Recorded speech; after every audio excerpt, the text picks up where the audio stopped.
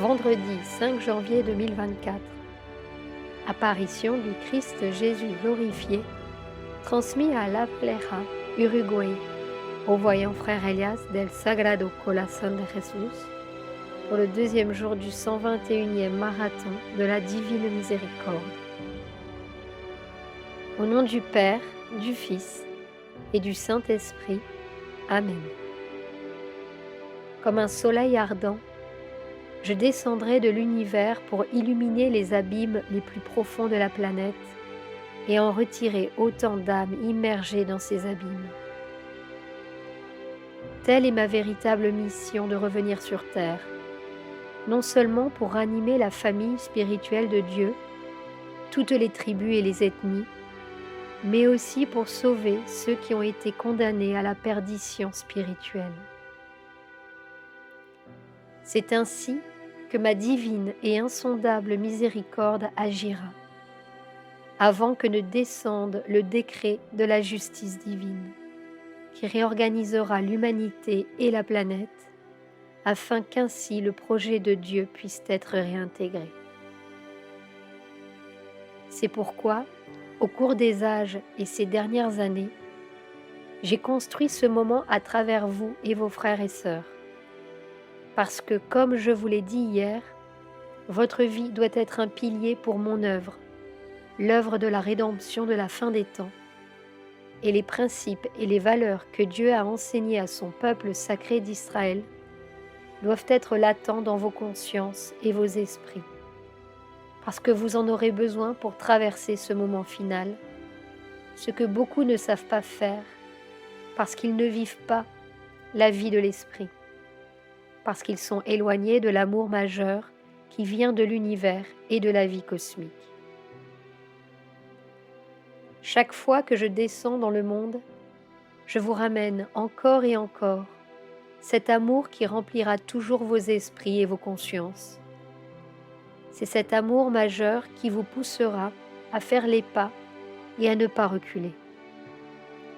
C'est lui qui vous aidera à définir vos prochains chemins, parce qu'il faut qu'il y ait des Christ à la surface de la terre et que cela ne peut plus être un simple message ou une aspiration.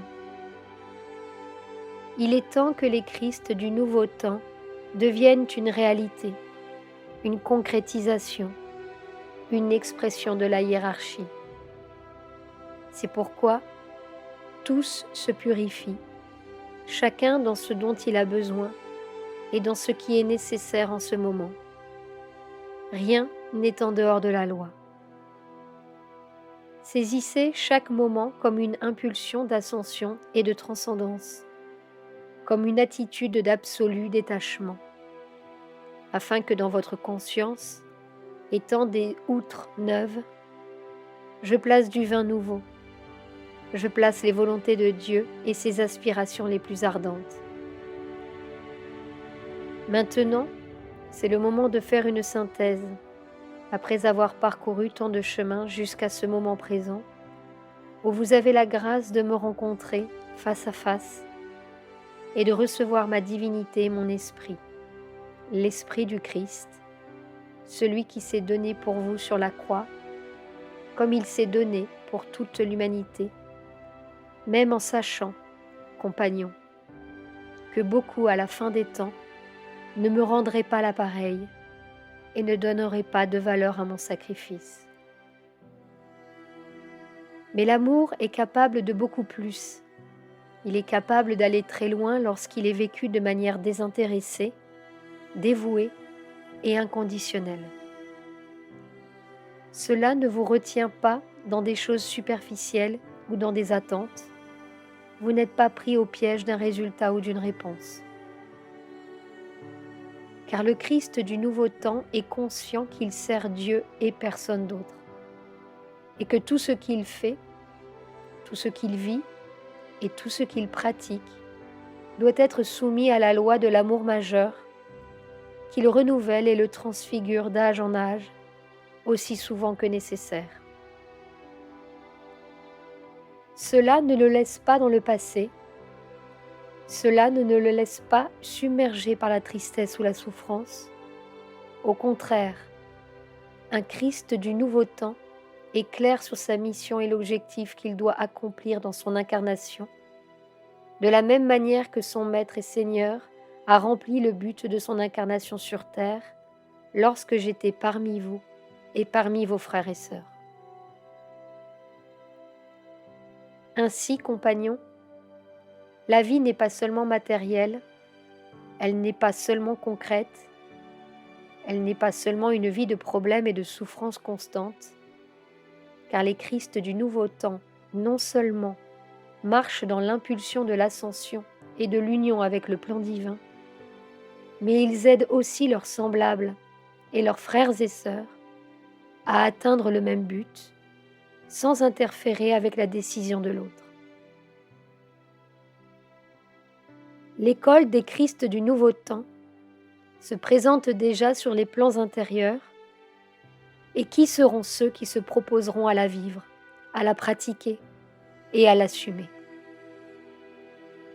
Ce n'est pas une école d'émotion ou d'intellect, c'est une école mûre de l'amour du sacrifice et du renoncement sacré, à laquelle beaucoup veulent échapper parce qu'ils pensent perdre le contrôle et leur autonomie. Mais Dieu ne veut pas vous placer dans l'affliction. Ce ne serait pas le Père éternel ni son Fils bien-aimé.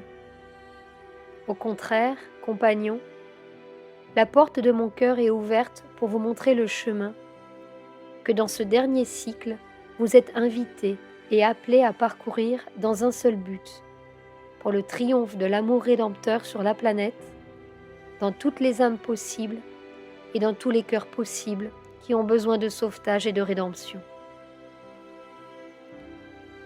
Que vous le croyiez ou non, mes amis, vous avez déjà la base pour vivre cette école. Vous avez déjà les expériences du passé et d'autres époques où vous avez formé les premières communautés chrétiennes qui, malgré l'adversité et le danger, ont soutenu la foi en la présence christique et en l'amour christique. Et cela a fait fleurir les fruits de la rédemption et de la foi des âmes, à travers leur amour pour le Christ, le Messie, à travers les temps et les expériences. Ainsi, compagnons, dans la conscience de vos mondes intérieurs, l'élan est déjà là. Joignez-vous à cet élan et demandez à Dieu la grâce de pouvoir être cohérent dans la réponse à l'expérience de cette école des nouveaux Christ, parce qu'il s'agit d'un état intérieur et non d'un protagonisme, parce qu'il s'agit d'un état de silence qui parle de lui-même à travers des exemples et des bonnes attitudes, des attitudes fraternelles et miséricordieuses. Il est grand temps que ce moment arrive, que les nouveaux Christ de la dernière heure se présentent et deviennent une réalité.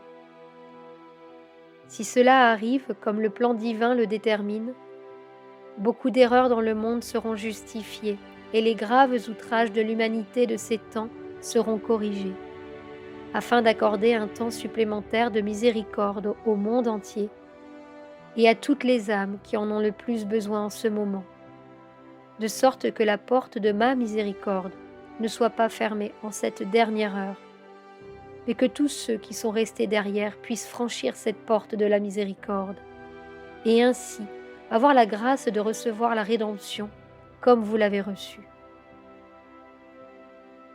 Aujourd'hui, je demande encore une fois qu'Aurora, en tant que royaume d'amour et de lumière, fasse émerger cette grâce, que mes derniers apôtres et compagnons soient cohérents avec l'école des nouveaux Christ. Le monde a besoin de beaucoup d'aide, les âmes sont désespérées de ne pas trouver la paix.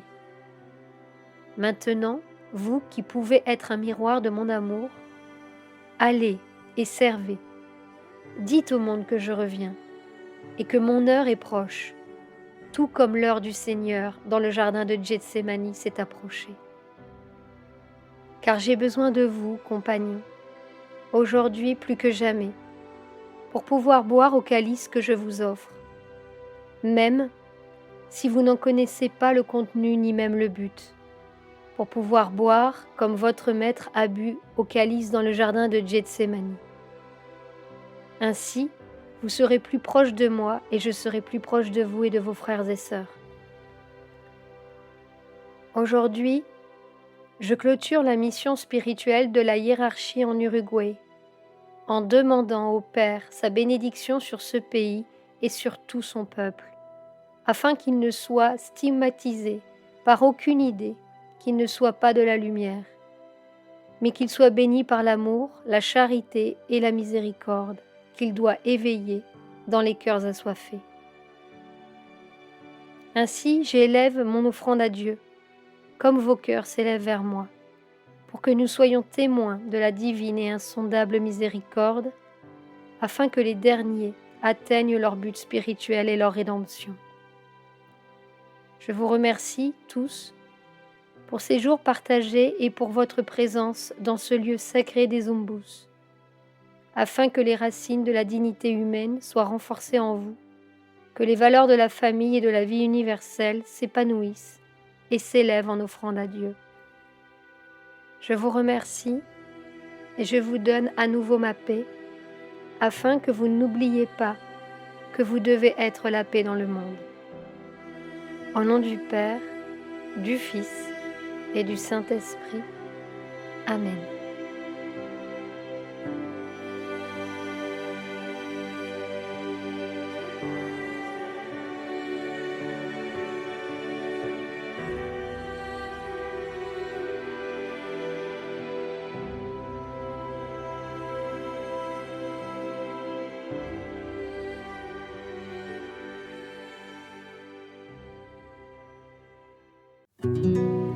Sur la chaîne Telegram, suivons les messagers divins.